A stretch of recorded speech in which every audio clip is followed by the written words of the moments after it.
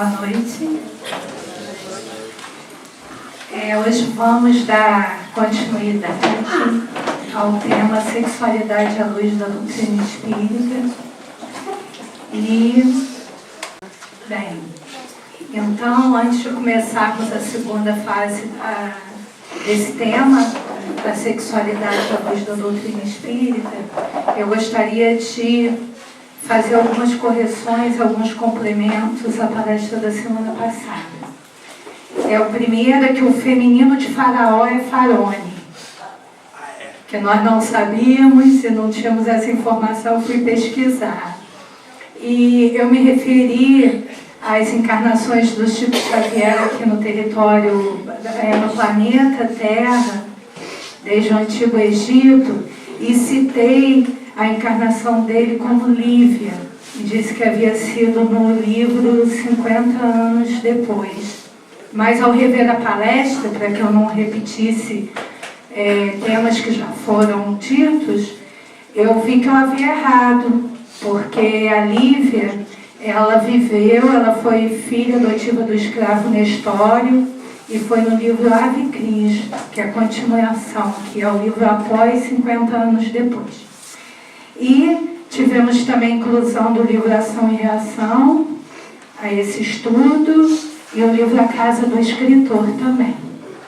Então, os temas abordados na primeira palestra sobre esse tema foram evolução do princípio inteligente até o reino nominal, questões 200 e 201, Livro dos Espíritos, a Gênese, capítulo 3, item 10, a energia sexual universal, as 4 funções básicas da energia sexual, a questão 919 do Livro dos Espíritos e canalização da energia criativa.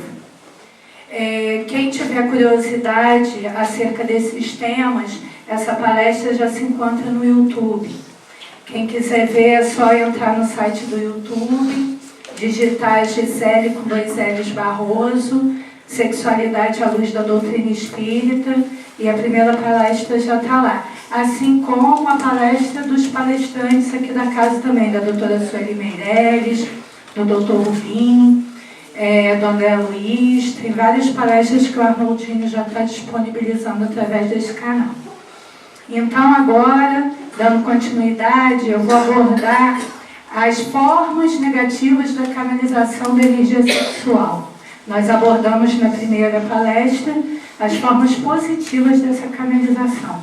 Mas existem também as formas negativas, que a gente encarna para corrigir erros, para corrigir instintos. E dentro dessa função que assumimos ao renascer na carne, nós trazemos nossos talentos. Porque tanto os espíritos evoluídos quanto os que com pouca evolução apresentam seus talentos e dons. E muitos nascem com talentos e com o compromisso de desenvolver de maneira positiva esses talentos e acabam caminhando por outro caminho, através da sua livre escolha. Alguns exemplos de formas errôneas da canalização da energia criativa, da energia sexual. Vou dar 3 exemplos para que a gente apenas entenda. Eu selecionei alguns exemplos na área do esporte, da literatura e da música. Hoje em dia, nós temos um grande exemplo de mídia a nível mundial, que é o UFC, as lutas de MMA. E de acordo com os estudos da doutrina espírita, aqueles lutadores do UFC, quando eles entram no octógono, chamado também octógono, né? Octódromo, eles nos remontam aos circos romanos. Aqueles espíritos, muitos deles são reencarnações dos gladiadores.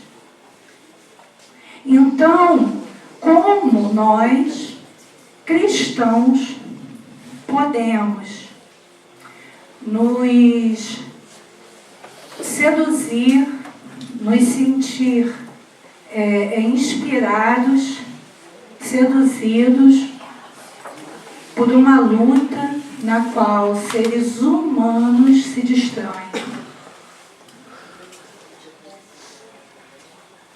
É ser cristão aquela violência? Faz sentido aquele que nos pregou que nós não ofenderíamos o nosso próximo, que nós daríamos a outra face, que nós não duelaríamos? Então, dentro do Espiritismo, a gente sabe que esse tipo de esporte, ele vem aguçar na massa, aguçar em todos nós, os nossos sentimentos lá do reino animal. Sentimentos totalmente primitivos. Quando a mídia internacional, pessoas do mundo todo se reúnem para ver uma coisa que é totalmente antiética. Aí fala assim, mas nós vamos ser contra as lutas, os esportes? Não, nós não somos contra nada. A nossa função aqui é fazer uma análise. Eu, por exemplo, eu me sinto muito mal quando eu vejo um irmão em Cristo esmurrando seu outro irmão. Eu não gosto, porque eu acho que é um desrespeito. E o esporte, ele pode ser mostrado, ele pode vir à tona de outras maneiras.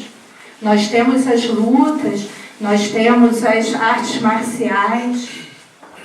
No início do Vale Tudo, a única coisa que era proibida era enfiar o dedo nos olhos um do outro e morder. Isso era proibido. Olha só, gente, que primitivismo. Nós, como cristãos, nós somos cristãos 24 horas. E, geralmente, esses esportes, as músicas, a literatura que influencia as massas, eles vêm de fato para nos remontar, para nos levar de volta a sentimentos primitivos. Para acordar em nós o nosso primitivismo. Então é uma questão para que a gente medite sobre ela. A literatura. Na literatura, nós temos o exemplo do livro A Casa do Escritor, da autora espiritual, o Espírito Patrícia, através da mediunidade da Vera Lúcia Marizek de Carvalho. É a mesma autora de Violetas na Janela, um grande clássico espírita. Nesse livro A Casa do Escritor, a Patrícia, ela nos mostra como que foi o aprendizado dela para ela poder trazer, através da sua tia, Vera Lúcia, a psicografia. E nessa colônia espiritual estagiam diversos espíritos que reencarnarão tanto como médiuns de psicografia, quanto aqueles que não irão encarnar, mas que serão espíritos que, através de médiuns, mandarão suas obras para o mundo. Também espíritos que irão encarnar dentro da literatura, em geral, ou como jornalistas. E eles mostram como tantos espíritos que receberam durante tanto tempo esse treinamento ali, naquele local, eles, ao reencarnar, eles se desviam desse compromisso que haviam assumido. E usam aquele talento, aquele dom, todo aquele treinamento de maneira negativa. Eles usam na esfera pornográfica, na maledicência, nas revistas de fofoca. Sabe por quê? É o que nós consumimos. O nosso povo, a humanidade consome muito isso. Então eles se deixam levar pela atração do dinheiro, do consumo, pela famosidade. Então, é um outro exemplo que nós temos de espíritos que eles nascem com a função de trazer ao mundo ensinamentos, grandes ideais, concepções positivas da vida e acabam se desvirtuando. Na música, a gente tem um grande exemplo aqui no Brasil, por exemplo, Manuel Filomeno de Miranda, no livro Sexo e Obsessão, ele nos conta da cidade pervertida, perversa, que é uma cidade em que pessoas encarnadas e também desencarnadas, a maioria desencarnados, encarnados através do sono, eles são levados a essa cidade, todos com transtornos ou vícios na área do sexo. É uma cidade que gira toda em torno do sexo. Eu vou falar um pouco mais detalhadamente sobre ela na parte de obsessão sexual. E ele nos mostra, nos conta, como que aqueles espíritos, eles usam a música da hipnose coletiva, de uma maneira de obsessão coletiva. A música, que é a maior expressão divina, é a linguagem universal dos seres, ela também pode ser usada de maneira negativa. Então, a gente tem aqui no Brasil o exemplo do funk, que naqueles bailes, nas favelas, a gente tem notícia, a gente sabe que eles são acompanhados de grande perversão sexual, no qual os nossos irmãos fazem sexo explícito dentro dos bailes, sem o mínimo pudor, porque eles estão sendo levados por uma música e pela hipnose coletiva. E aqueles nossos irmãos obsessores, que são viciados no sexo, eles incutem essas ideias e levam essas pessoas a se perverterem, se desvalorizarem, a não se verem mais como seres humanos. Então, nós temos exemplos aí vocês podem pensar assim, é uma visão preconceituosa, não é? Você está citando aí temas que fazem parte da rotina de todos nós, né? A pornografia, ou revista de fofocas, ou MMA, ou o próprio funk, não é preconceituoso, é um fato que a gente dançando funk ou não, a gente lendo revista de fofoca ou não, a gente vendo lutas ou não, esse é um fato. A nossa escolha é livre, tá? Então, a gente, a partir dessa visão da canalização da energia sexual, nós vamos entrar na esfera da obsessão através da sexualidade. É uma obsessão que nós escolhemos falar separado das outras palestras sobre obsessão, porque ela é muito específica. Elas têm a parasitose espiritual, que eu vou falar adiante, e tem também a obsessão através de efeitos físicos, né? São fenômenos que, através da nossa energia sexual, eles acontecem. Temos como exemplo desses fenômenos, alguém já ouviu falar de poltergeist? Nós vimos o filme, né? O que seria um fenômeno de poltergeist? O fenômeno de poltergeist, ele é um fenômeno em que uma pessoa, através da sua energia, isso é definição da parapsicologia, não é só do espiritismo, ela é o canal causador de pancadas, objetos voadores, agressões ao físico, machucados, diversas formas de agressões. Muitas vezes, durante o estudo desse tipo de fenômeno, nós temos muito, Divaldo Pereira Franco, ele concluiu que sempre que eles eram chamados para estudar um fenômeno de poltergeist, havia na casa ou naquela vizinhança adolescentes na puberdade. Era muito comum seres na puberdade, em volta do local.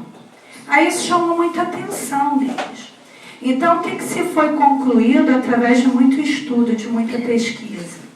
Que na puberdade, os nossos hormônios, através do veículo físico, toda aquela energia sexual que nós falamos na primeira palestra, toda essa potencialidade do nosso ser, ela transborda na puberdade.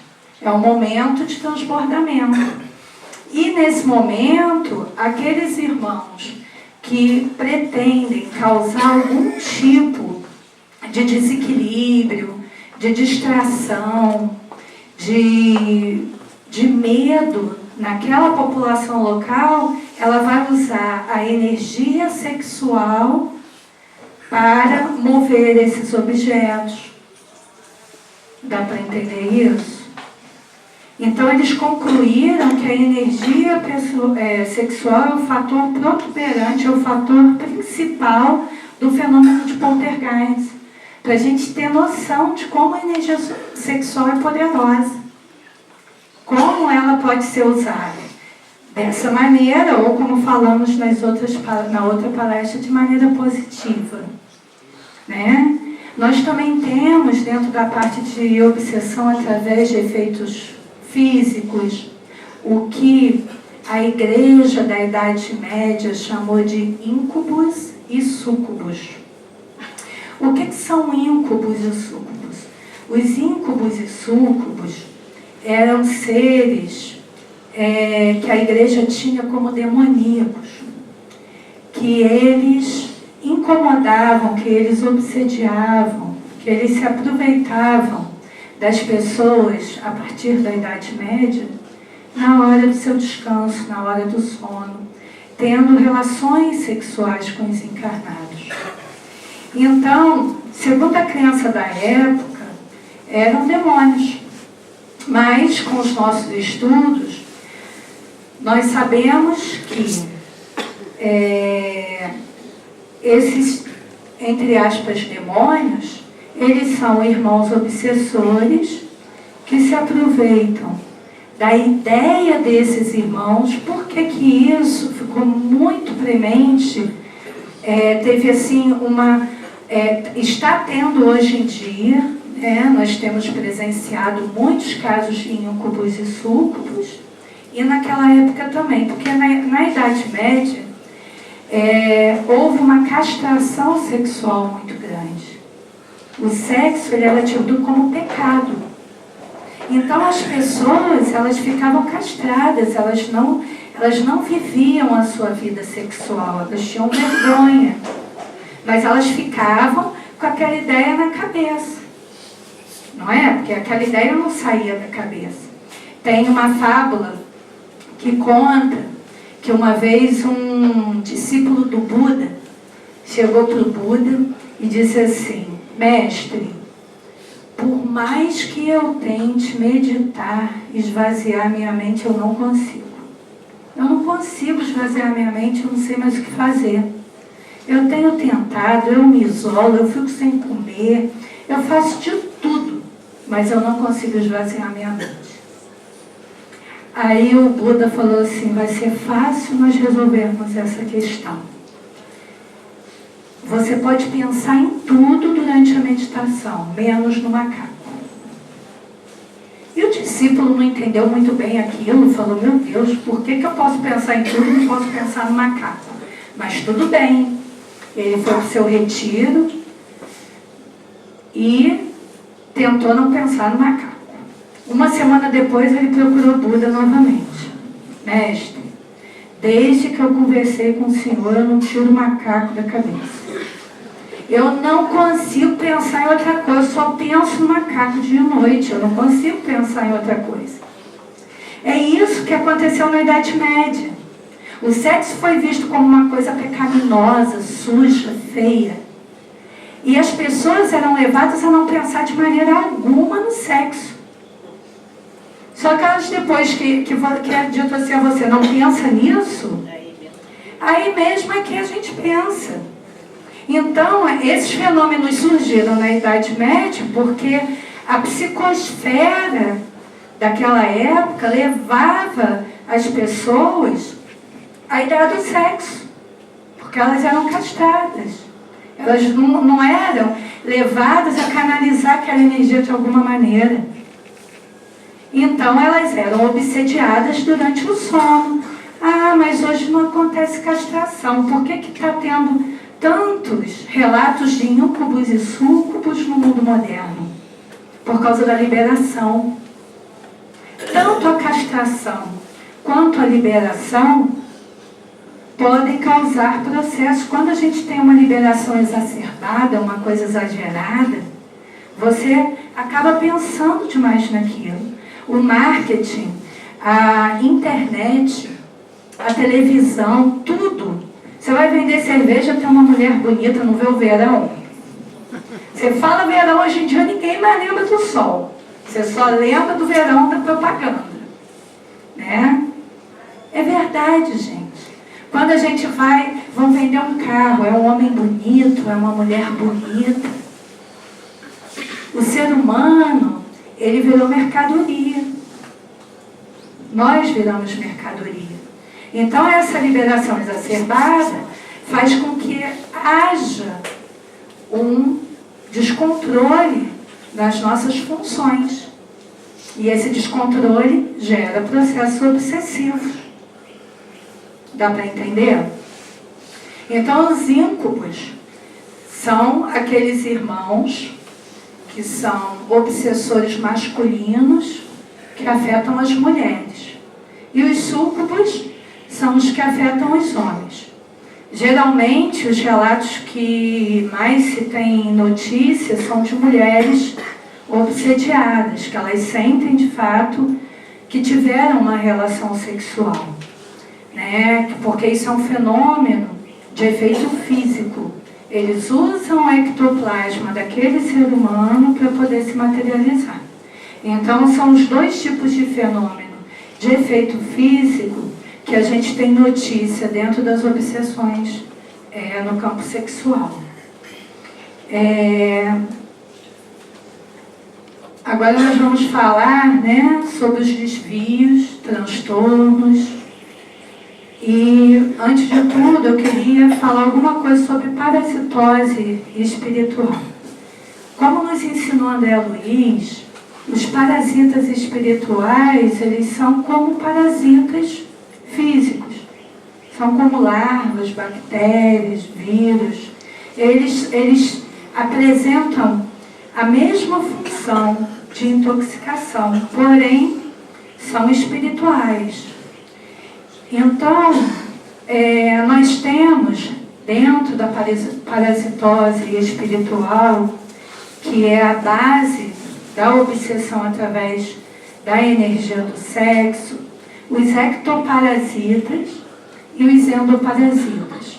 Os ectoparasitas são chamados aqueles irmãos que nos vampirizam a energia sexual.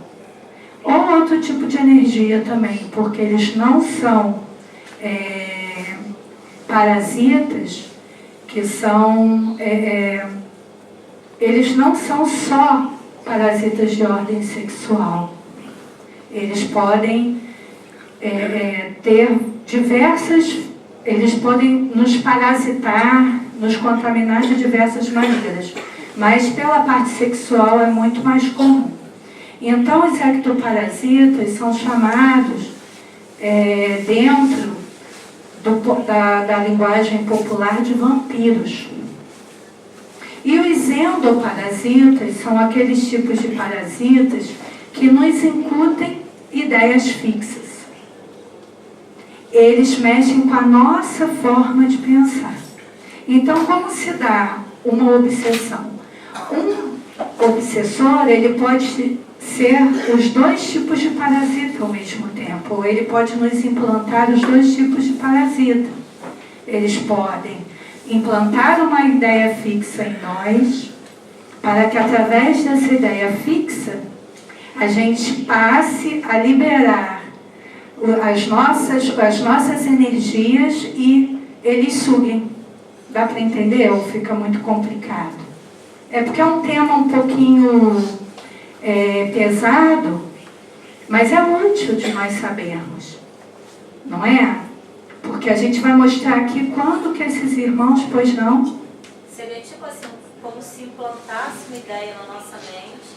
Os endoparasitas. E do momento que se alimenta aquela ideia, assim, pensa naquilo, é como se eles fosse um canal para eles. Sim, mais ou menos isso. Por exemplo, os endoparasitas, eles vão implantar uma ideia da nossa mente. Mas como que eles implantam essa ideia? Através da nossa vibração pessoal. Toda obsessão é um processo de mão dupla. Nós já falamos isso aqui antes. Por exemplo, nós estamos na vibração do desequilíbrio sexual. Então, aqueles irmãos, eles identificam em nós que eles podem, através desse nosso desvio, do nosso transtorno, do nosso desequilíbrio, eles identificam que podem aumentar essa ideia. Então, vamos dizer que através daquele implante do endoparasitismo, a gente passe a pensar 5 vezes com maior potência do que pensávamos nós. Com isso, liberaremos mais energia. E durante essa liberação de energia, nós somos sugados. É simples da gente entender. E por que esse assunto dentro da casa espírita? Não é? Por quê? Qual é a utilidade? A utilidade é de prevenção. Porque todos nós encarnados, nós apresentamos distúrbios, desvios, transtornos ou vícios sexuais em maior ou menor grau. Os endoparasitas e os ectoparasitas, eles também são muito utilizados em pessoas com vícios, que também não precisa necessariamente ser o vício sexual. Cigarro, bebida, drogas. Então, eles nos levam, nos implantam a necessidade do uso através de um problema patológico nosso. Nós vamos usar uma quantidade maior do que de verdade usaríamos e, através disso, eles vão poder sugar os eflúvios do álcool, toda a energia gerada daquele vício. Porque eles ainda estão presos naquele vício. A depressão seria um exemplo de pessoa. Não, a depressão, ela é um exemplo. Na depressão, a gente pode ter presença de endoparasitas, sim, e até de ecto. Porém, a depressão, ela surge através do medo ou da tristeza. A tristeza que vai evoluir em revolta. Toda tristeza que evolui em revolta gera um processo depressivo. Por exemplo, a tristeza, ela é um sentimento normal nos seres humanos. Nós já debatemos isso aqui. Na medicina moderna, há até uma inclinação muito grande para transformar a tristeza em depressão. Nem todo mundo que é triste é deprimido. A tristeza é um sentimento normal. Nós vivemos num mundo de provas e expiações. Nós temos problemas, nós temos questões familiares, nós temos problemas financeiros, a gente tem o nosso governo, a gente tem tanta coisa para ficar triste. A gente só não pode deixar com que essa tristeza adoeça em revolta, porque a partir do momento que a tristeza adoece em revolta, realmente é implantado em nós um implante da depressão. E através da depressão, aí sim há essa transferência energética, nós somos sugados, porque nós ficamos totalmente distraídos, não é? A gente fica triste, a gente se revolta com aquela tristeza, a gente se acha a pessoa mais sofredora do mundo. A partir daí, a gente abre o canal do nosso chakra esplênico, eu já falei isso em autodefesa energética. O esplênico é o pulmão da nossa alma. A partir do momento que a gente polui o nosso esplênico com a tristeza, ele passa a girar num movimento contrário e ele vai intoxicar o nosso chakra cardíaco, que não é o nosso coração, é a glândula do timo. E a partir daí a gente entra em depressão e vai sentir angústia. A angústia dói. Ela dói mesmo, ela dói, é uma dor física que a gente sente. Mas é um processo que começa no encarnado. Quase a totalidade dos processos obsessivos em qualquer área começa em nós encarnados, tá bom? Então, parafilias, transtornos e desvios sexuais patológicos, vícios sexuais considerados como doença pela medicina. Segundo Emmanuel, no livro Vida e Sexo, os abusos, os excessos, desregramentos, o desrespeito ocasionam violência, desorientação do homem. Desvios sexuais geram desorientação. Então, a gente vai dar aqui alguns exemplos de desvios ou transtornos sexuais que, através dele, pode nascer, na maioria das vezes nasce, um processo de obsessão.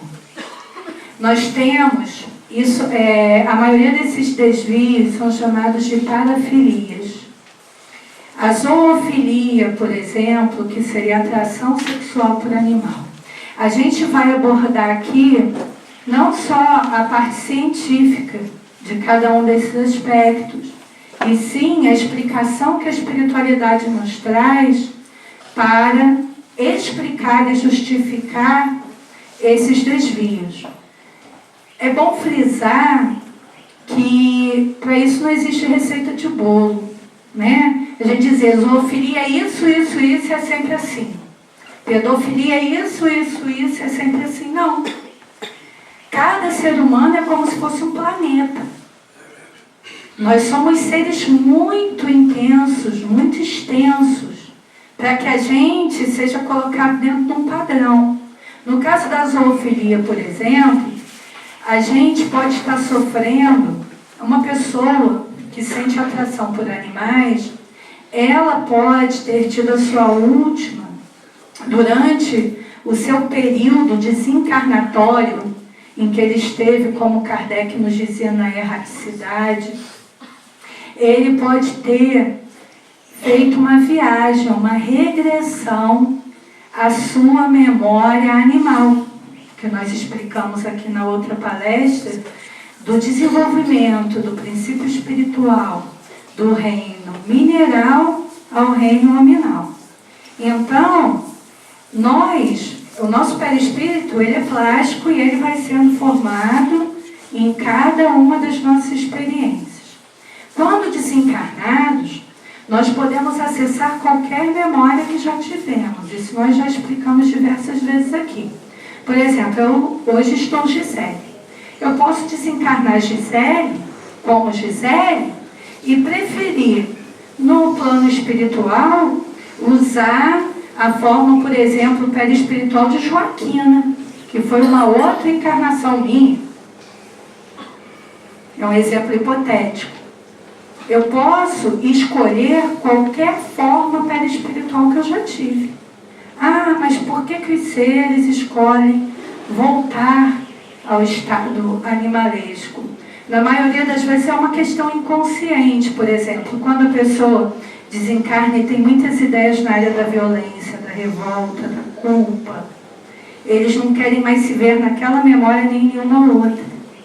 Então, aquela fuga da realidade faz eles, através do seu cérebro reptiliano, que todos nós temos, acessar uma memória lá de trás, como bichinhos. E a gente vai viajar para aquela forma física, por exemplo, de zoantropia, que a mais comum é a licantropia, que é a forma de lobo ou de cachorro.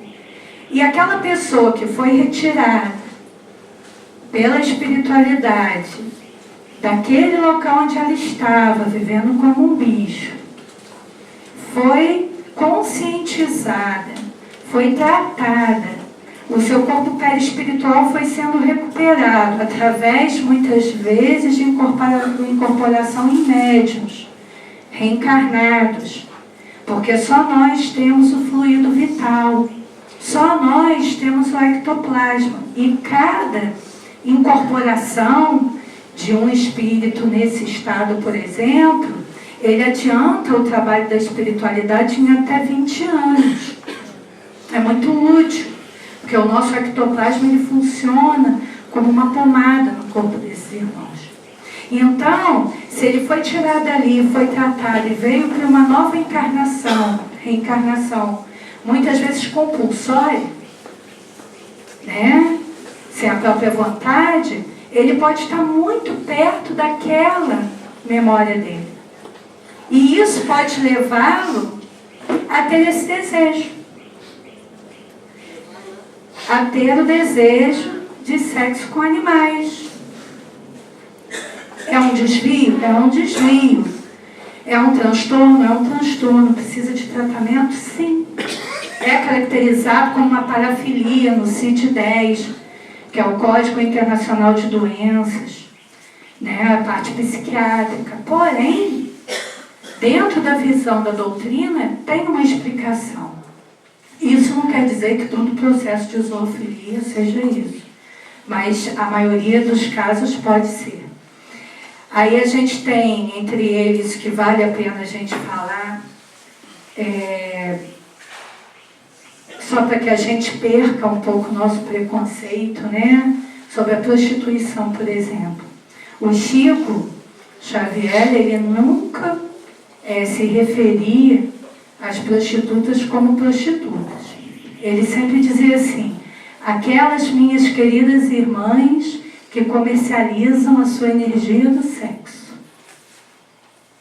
Né? Então, a nossa sociedade tem uma visão muito hipócrita sobre a prostituição, muito preconceituosa. Porque, por exemplo, eu fabrico pijamas. Né? Eu tenho uma fábrica de pijamas aqui em Friburgo. Eu fabrico pijamas por quê? Porque as pessoas dormem de pijama. Né? As pessoas usam pijama, camisola, baby doll para dormir. A partir do dia que ninguém dormir de pijama, eu não vou mais precisar fabricar pijama. Eu vou ter que arrumar outra coisa para fabricar, porque eu não vou vender. Então, é muita hipocrisia da nossa sociedade culpar e julgar aquelas pessoas que estão vivendo naquela função. Porque se aquela função existe, é lei da oferta e da procura. Então, é uma reforma dos padrões morais da sociedade. Então, a gente tem que desmistificar os assuntos e não julgar. Cada um está vivendo um período dentro da sua evolução espiritual. Ah, mas aquela prostituta ali, ó, ela se prostitui porque ela tem necessidade. Aquela outra lá, não, ela gosta mesmo. A gente ouve muito isso, muito. E o que nós temos a ver com isso? Se a pessoa gosta, não gosta, se precisa, não precisa. Nós não temos nada a ver com isso. Nós temos que limitar os nossos comentários acerca desses fatos. ser menos preconceituosos. Tá, gente? É a orientação que a espiritualidade nos traz. Muitas vezes, aquela irmã que diz que gosta, ela vem de uma série de encarnações em que ela só sabe ser reconhecida através da venda do seu corpo, que ela não consegue ver nada de bom dentro dela, que ela não consegue enxergar nada de positivo na vida dela. E a única maneira que ela se sente importante é aquela. Então, vamos nos abster de julgar. Então, nós temos também, que eu não vou entrar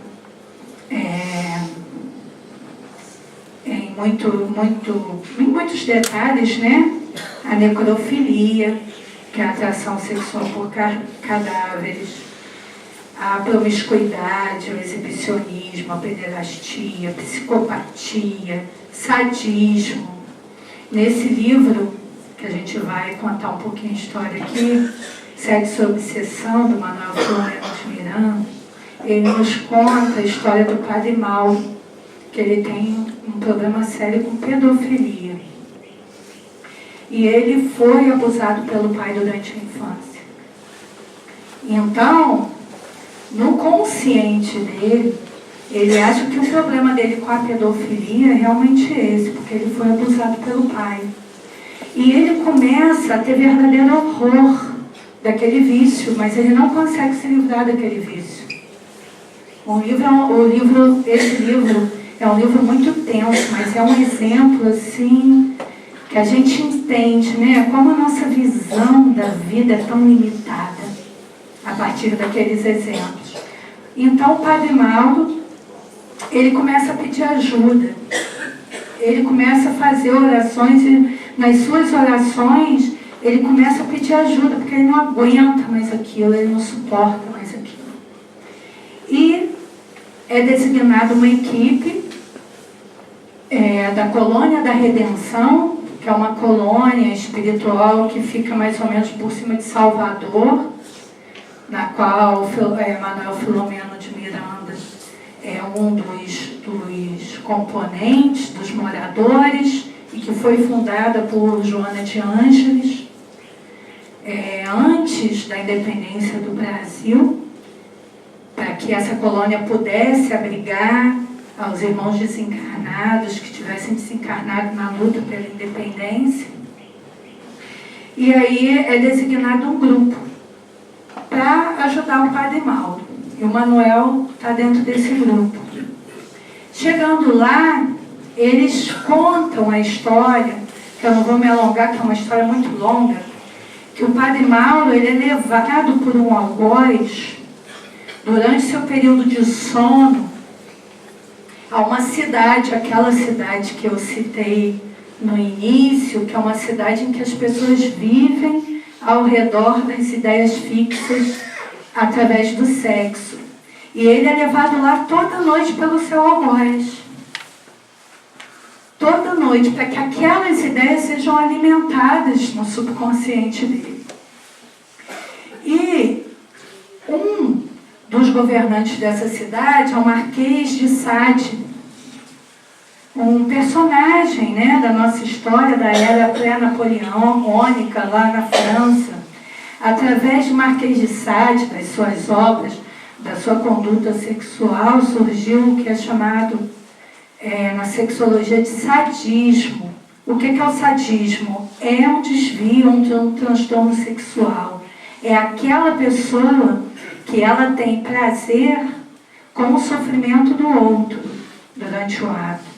Então, esse nome sadismo vem do Marquês de Sade. E ele é um dos diretores dessa cidade, dos governantes dessa cidade. E é ele que escraviza pelo pensamento esse padre. Porque em uma de suas encarnações, quando ele encarnou como Marquês de Sade, esse padre, ele era uma mulher, que eles citam no livro como Madame X, que era dona de um bordel de alto luxo, da alta aristocracia francesa. E eles eram muito companheiros, os dois. E o padre Mauro estava já em sua terceira reencarnação, nas outras duas ele havia falido, não tinha ainda conseguido se recuperar, e estava já na terceira, incorrendo, repetindo, como a psicologia coloca, repetindo os mesmos padrões.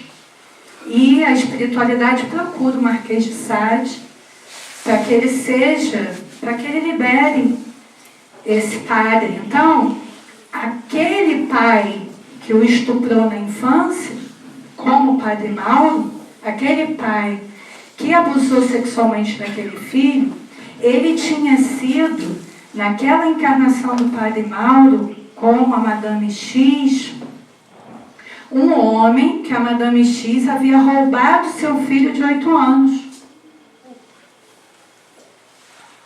Então, e ele foi lá levando tudo que ele tinha, um saco de ouro, e dizendo: você solta meu filho, eu te dou esse dinheiro todo. Ele não soltou. Então, esse homem reencarnou como o pai do padre. Por isso que ele abusou dele inconscientemente por vingança. Porque ele fez com ele, com o padre Mauro, que a Madame X havia feito com o filho dele lá atrás. E aquele espírito que era o algoz do padre Mauro, que levava ele para a cidade pervertida, ele era criança,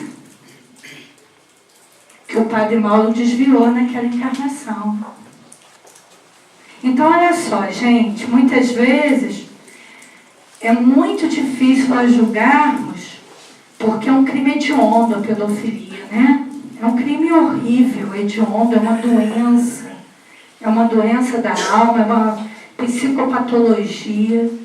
E a gente vê os fundamentos nesse exemplo dessa doença. Então, o Marquês de Sade, depois de ser levado até lá, a mãe dele vem em seu auxílio, a que havia sido sua mãe nessa encarnação.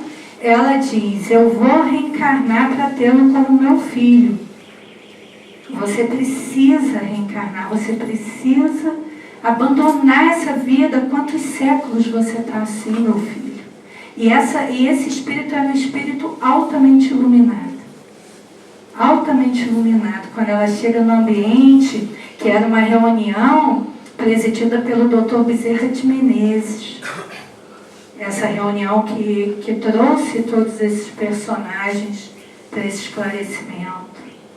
Então essa mulher, ela diz assim: eu vou encarnar como a sua mãe, só que você vai nascer vítima do que eles chamavam na época, né? Que hoje esse termo não se usa mais, da idiotia. Ele nasceu deformado e com problemas patológicos mesmo na área neurológica, para que ele não pudesse novamente cair em tentação e voltar a repetir aqueles padrões. E também para refazimento do seu perispírito, porque todo aquele vício sexual, ele vai destruindo com o tempo o perispírito. Então eles aceitaram, e o padre Mauro, ele foi internado por um tempo pelo bispo, porque foi descoberto o sistema de pedofilia que ele estava envolvido. Ele confessou ao bispo, para depois ele abrir uma casa, um abrigo de crianças com problemas mentais, para cuidar dessas crianças. E essas crianças com problemas mentais seriam aqueles espíritos que ele tinha desvirtuado do caminho do bem. Por isso que eu falei aqui inicialmente que a gente não pode generalizar e achar que tem receita de bolo, né? Toda pessoa que foi pervertida, ela nasce como uma pessoa especial. Não. Cada caso é um caso, tá, gente? É muito importante isso, para que a gente não saia da casa espírita achando que isso é padronizado, porque não é. Nós somos seres muito amplos. Esse é só um exemplo que o Manuel nos traz de como que a gente pensa assim, tanta coisa errada que acontece, né? Tanto na área sexual, quanto na área financeira, corrupção, é tanta coisa errada todo dia. Como essas pessoas ficam impunes, como elas nunca vão ser descobertas. Mas a providência divina tudo vê. Então, é para que a gente perceba que a lei da colheita é para todos. Em algum momento, pode durar 100, 200, 300, 500 anos, em algum momento, aquele nosso irmão vai ter a oportunidade, porque o que o Marquês de Sade estava tendo era uma grande oportunidade de resgate. Ele é um exemplo também da canalização errônea da energia sexual dentro da literatura. Ele deixou escrito vários livros que já foram tema de diversos filmes de Hollywood. Olha a influência negativa que ele teve na humanidade através do sadismo. Olha só o débito desse espírito. Né? Então, é uma canalização errônea.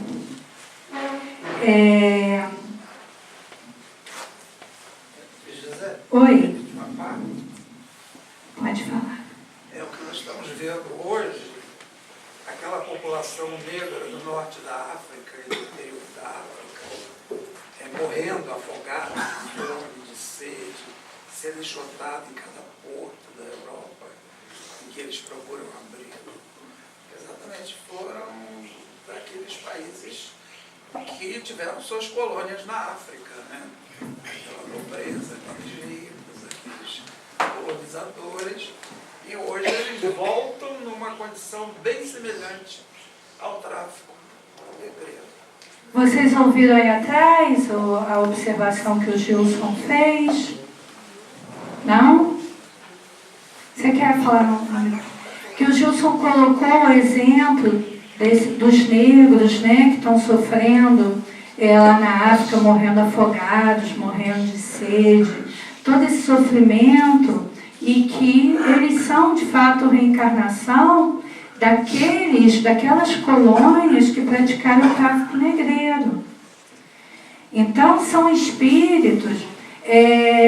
Eu tenho uma mentora espiritual que ela trabalha aqui na casa, através da mediunidade de incorporação, até através da minha mediunidade, que ela já me acompanha desde que eu era pequena, a tia Maria, e ela conta que ela usa essa forma perispiritual de escrava, né, porque ela vem com aquela forma perispiritual de escrava.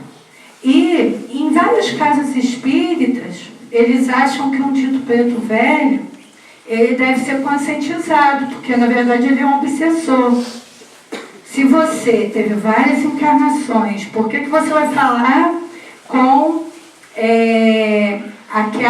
aquele sotaque da época que você foi escravo? Por que você vai usar aqueles trejeitos? Não é? Então não é necessário. Você é um espírito que depois que você desencarna, você tem um conhecimento de toda a sua, de tudo que você já foi. Então, por que se prender? Não é? Em muitas casas a gente ouve isso. E foi um questionamento que uma vez eu até fiz para ela. A partir do momento que eu passei a estudar a doutrina espírita, eu não entendia muito bem aquilo, né? Falava, será, meu Deus do céu, que isso eu estou, como a gente fala dentro dos estudos de mediunidade, será que eu estou mistificando? Ou será por quê? Aí eu perguntei para ela por quê. Qual a necessidade dela se apresentar e de todos os vovozinhos se apresentarem dessa maneira? Então, ela trazia um nome, quando ela se identificou para mim a primeira vez que eu tinha 15 anos, ela deu um nome de Isabelita. E eu fiquei muito assim, falei, como que uma escrava, nascida em África, trazida para o Brasil, pode ter o nome de Isabelita? Engraçado, né? E aí eu tinha uma dúvida quanto àquele nome. Então ela me contou que ela foi nobre na Europa, e antes de ser escrava, na Espanha, ela disse que ela era muito linda, muito poderosa, e que ela pisava, ela usa esse termo, tá, gente? São palavras dela. Ela falou assim: eu pisava no pescoço de quem passasse no meu caminho. Eu cometi atrocidades, eu fiz coisas horríveis. E na minha reencarnação como escrava, aqui nessa terra, eu era feia, eu era negra, eu fiquei gorda e eu era escrava. E é a encarnação que eu mais agradeço a Deus por ter tido, porque foi nela que eu dominei o meu orgulho. Então foi isso que o Gilson disse. Alguns têm essa oportunidade de reencarnar daquela maneira para resgate e eles não aproveitam essa oportunidade, eles usam essa oportunidade como celeiro de revolta. Outros não. Outros, eles conseguem, com o passar dos anos, porque não foi fácil, tirar daquele limão a limonada. Tirar daquele aprendizado, daquela encarnação, um grande aprendizado. Não é? E eles conservam essa forma perispiritual. Não é por falsidade, ou porque eles falam assim, porque eles estão... É uma questão teatral, não. É bloqueado dentro da mente dessas entidades as suas outras encarnações, apesar dela saber quem foi. Por quê? Para que ela possa se expressar e falar aos humildes. E também falar aos orgulhosos. Trazer a humildade para o coração dos orgulhosos. Então são espíritos altamente evoluídos, com uma história linda, que a gente tem que respeitar. E esses nossos irmãos que o Gilson citou, que hoje estão morrendo, e estão em resgate. Então a gente pensa assim, não, então eles têm que sofrer menos, porque estão resgatando. Não.